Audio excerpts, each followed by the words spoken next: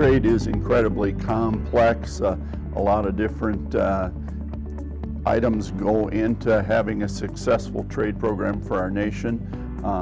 Free trade agreements, the World Trade Organization, the U.S. Trade Representative's Office, all of these institutions, we need to understand how they work and how they all function together in order to serve corn farmers.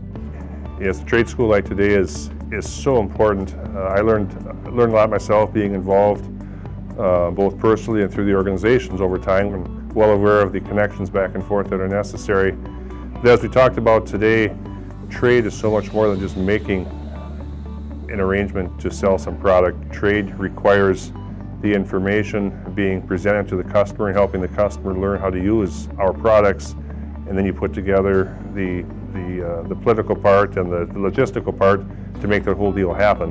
And we have to keep reminding our customers of the importance and the value that the American agriculture can bring to the table. So that's a job that all of us need to do to keep up that message.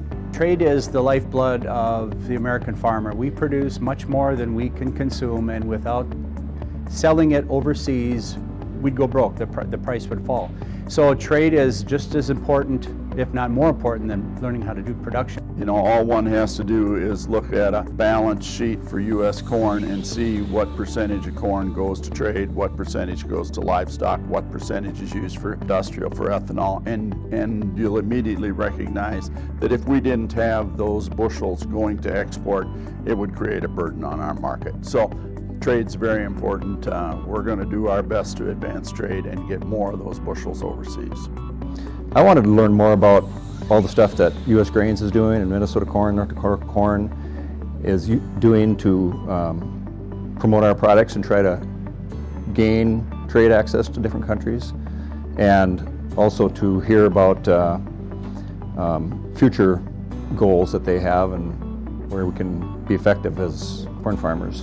We are in an incredible world situation right at the moment, and trade is going to change as a result of that. So I'm able to get up-to-date information from the experts at U.S. Grains Council, from the NCGA office in Washington, D.C.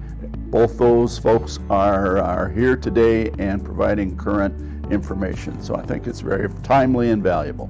I know I've already going to take back some information to my neighbors, the friends, the rest of the ag community in my area, how important trade is. You know, every third acre that we produce is exported. Every other row of corn is exported. Soybeans, it's even higher. And so I just want to impress them on that, so that when they talk to their representatives or their policymakers, that they're bringing up these trade issues and not just simple market ideas.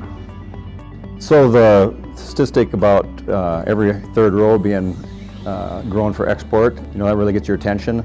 And also talking about free trade agreements, how many the U.S. has versus other countries, and some of the roadblocks to establishing more trade with the rest of the world.